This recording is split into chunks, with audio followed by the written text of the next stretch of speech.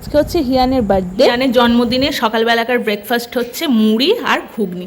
তো এখন এই যে ওরা দুজন খেতে বসেছে, তো ওরা খেয়ে নেক, তারপর আমরা সবাই মিলে খাবো। আর ওইদিকে দিদি রান্নাবান্না করছে, আর দিনের সকাল থেকে তো অনেক কাজ থাকে, তো সেগুলো এখন আমাদের চলছে।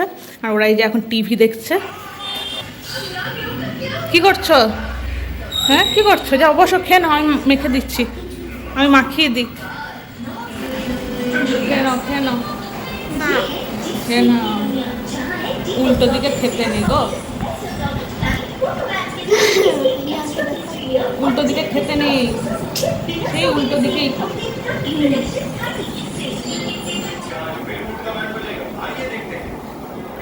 নিয়াও, খাও খাও তাড়াতাড়ি খাও। বুড়োটা এখনো নিচে ব্লগ হচ্ছে, ব্লগ। তো একদিকে তাকা, আমি তাকিয়ে আছি। হাই না না, তাড়াতাড়ি টিভি দেখতে খেয়ে নাও। হাই। আচ্ছা কি করবি সারাদিন? খেলবো সারাদিন হিয়া? হ্যাঁ আমি খেলবো, মোবাইল দেখবো। তো আজকে বার্থডে একটা ব্লগ তোমাদের সঙ্গে শেয়ার করছি। আজ হচ্ছে হিয়ানের জন্মদিন। হিয়ান তো জানোই কি, আমার দিদির ছেলে হচ্ছে হিয়ান। তো এইদিকে দেখো দিদি তো সব রান্না বান্না করছে, সকাল থেকে উঠে ও রান্না বান্না সব কিছু করছে। তো আমি খালি মানে কোপ্তার দায়িত্বে ছিলাম, ছানার কোপ্তার দায়িত্বে ছিলাম। দিদি বলেছিল ছানার কোপ্তাটা বানিয়ে দিতে। তো আমি এইদিকে দেখো ছানার কোপ্তাটা বানাচ্ছি। তো বেটুকে একটু বললাম যে তুই একটু ভিডিও করে দে, তো দেখাই আমি একটু। সেইভাবে তো রান্নার ভিডিও দেখানো হয় না, বা রান্নার ভিডিও সেরকম খুব একটা শেয়ার করি না।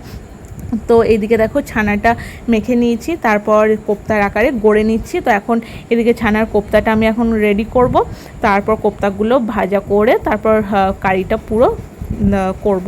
তো চলো এদিকে আজকে সারাদিনের যে ব্লগটা তোমাদের সঙ্গে শেয়ার করছি, দেখতে থাকো, কেমন লাগলো জানিও।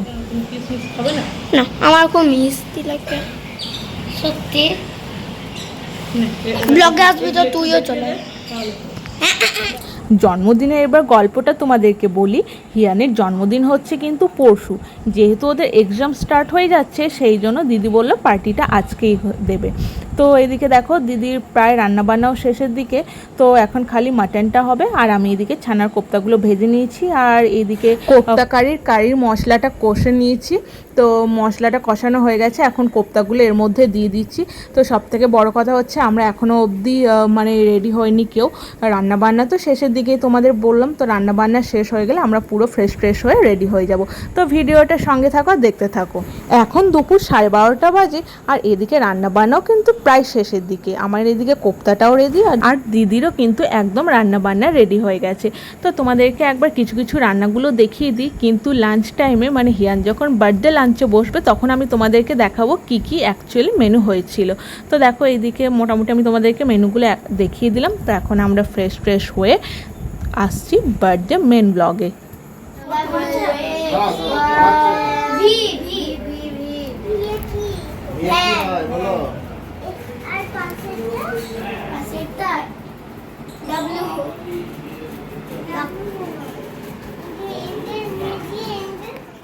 এদিকে দেখো প্রিহানও চলে এসেছে। প্রিহান হচ্ছে আমার কাকুর মেয়ের ছেলে, মানে আমার দিদির ছেলে। তো এদিকে সবাই মোটামুটি আসতে শুরু করে দিয়েছে।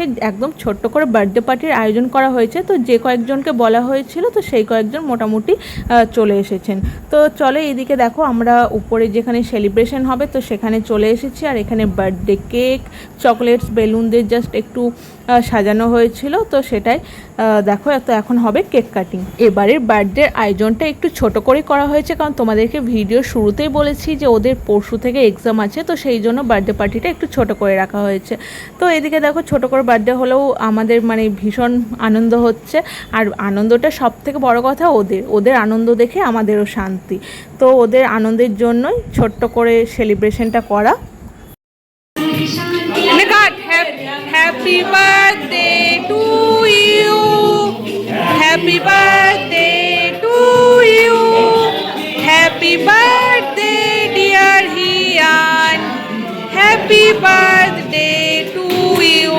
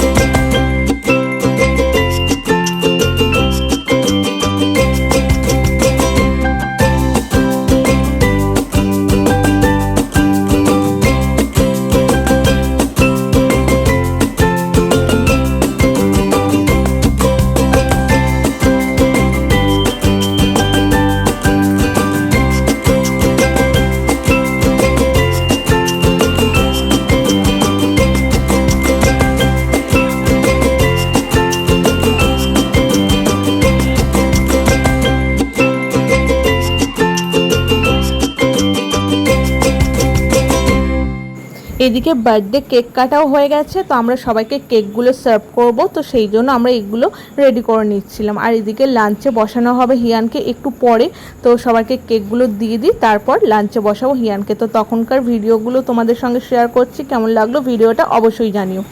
তো এইদিকে দেখো হিয়ান বার্থডে লাঞ্চ করতে বসে গেছে, আর আমি তো তোমাদেরকে আগেই বলেছিলাম হিয়ান যখন বার্থডে লাঞ্চে বসবে তো তখন তোমাদেরকে মেনুটা আমি ভালো করে বলে দেবো।